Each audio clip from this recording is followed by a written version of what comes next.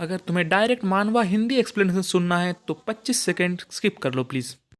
So hello मेरी फर्स्टेड जनता and कैसे हैं आप लोग। तो गाइज मैंने पूरे 1.5 साल पहले एक मानवा को थोड़ा बहुत एक्सप्लेन किया था हिंदी में एंड उस मानवा का नाम था स्टडी ग्रुप। तो ये मेरा सेकंड अटेम्प्ट है उसी मानवा के सेकंड चैप्टर को एक्सप्लेन करने का हिंदी में। सो प्लीज़ अगर बीच में कुछ गलती हो जाए तो माफ़ कर देना। तो ये मानवा शुरू होता है एक वार्निंग के साथ कि इस मानवा के सारे कैरेक्टर फिक्शनल है। इसके बाद शुरू होता है मानवा एंड हमें एक बिल्डिंग दिखाया जाता है एंड उसके नीचे एक पार्क दिखाया जाता है जहाँ पर एक सिक्योरिटी गार्ड होता है एंड वो कहता है ओ जेमिन, तुम आज भी रोज़ की तरह यूजुअल टाइम पे आए हो है ना।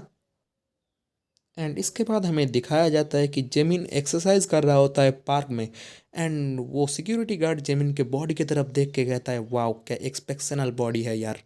एंड वो कहता है सच में जवान होना काफ़ी अच्छा होता है।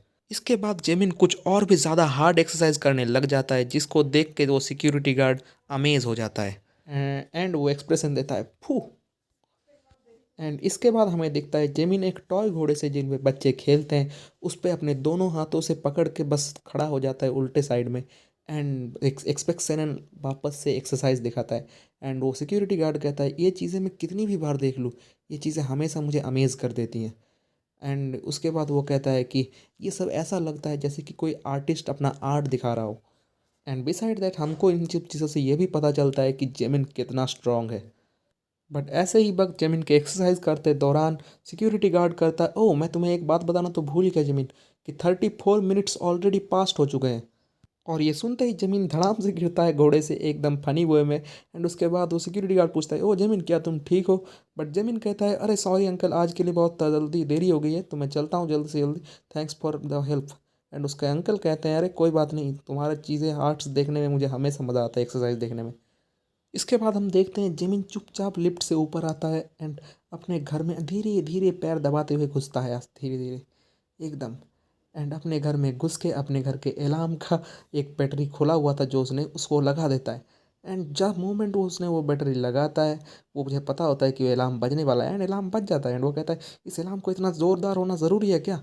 एंड वो झट से जाके भागता हुआ अपने बिस्तर में सो जाता है क्योंकि इसका एक्सरसाइज एक सीक्रेट है उसके मम्मी के पास से।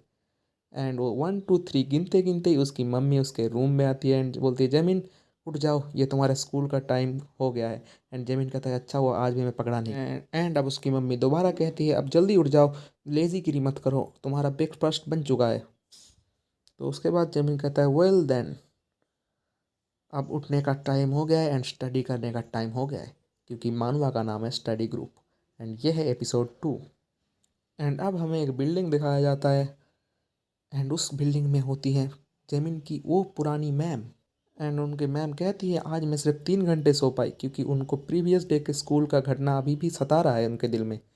एंड वो मैम बार बार एक ही चीज़ सोच रही है जो कि जेमिन ने उससे कहा था कि ये स्कूल एक होपलेस स्कूल है जहाँ पर पढ़ाया नहीं जा सकता। जेमिन के कही हुई बातों के बारे में उसकी मैम सोचती हैं कि इस स्कूल में पढ़ाया नहीं जा सकता कि जा सकता है। एंड उसके बाद वो खुद को थप्पड़ मारती हैं, बोलती है ऐसा हो ही नहीं सकता कि नहीं पढ़ाया जा सकता, मैं कुछ भी करके पढ़ाऊँगी एंड अपने स्कूल में टीचर बनने का मकसद को पूरा करूँगी। एंड इसके बाद हांग्यू मैम कहती हैं कि यू कैन डू इट हांग्यू, जा भले ही मैं थोड़ी डरी हुई हूँ फिर भी मैं ये करूँगी। एंड इसके बाद हमें दिखता है कि स्कूल स्टार्ट हो रहा है एंड वो मैम स्कूल के सामने खड़ी हुई है एंड वो सोच रही है क्या ये ठीक है।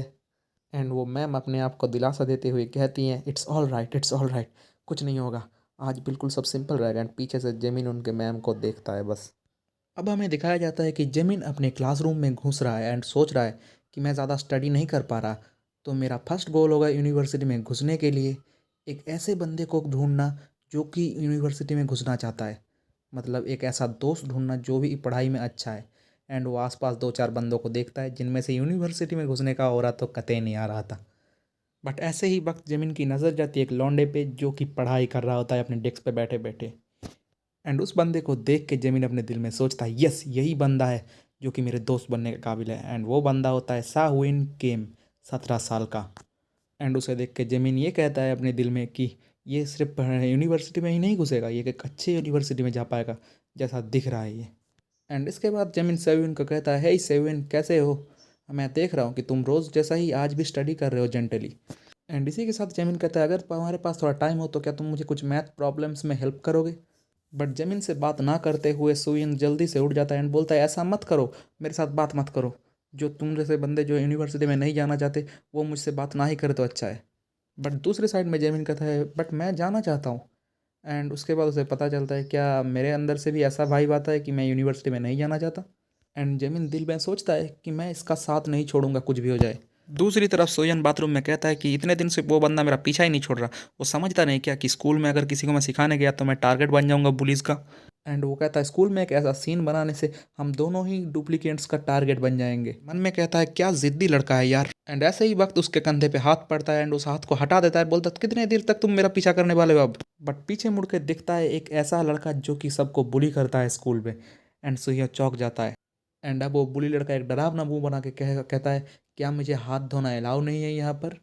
What A Dick head. And वो सुहिया को कहता है चुपचाप मेरे पीछे आ चूतिए। अब हमको स्कूल का ऑफिस दिखाया जाता है, टीचर्स रूम, जहाँ पर प्रिंसिपल कहता है आज का मीटिंग यहीं पर ख़त्म करते हैं। एंड इसके बाद प्रिंसिपल कहता है मिस हैंगकुंग जरा मेरे साथ आइए। एंड उसके बाद प्रिंसिपल मिस हैंगकुंग को डांटने लग जाती है क्योंकि उनके क्लास के बच्चे ने क्लास का ग्लास तोड़ दिया एंड और भी कुछ कुछ बदमाशी की है इस वजह से।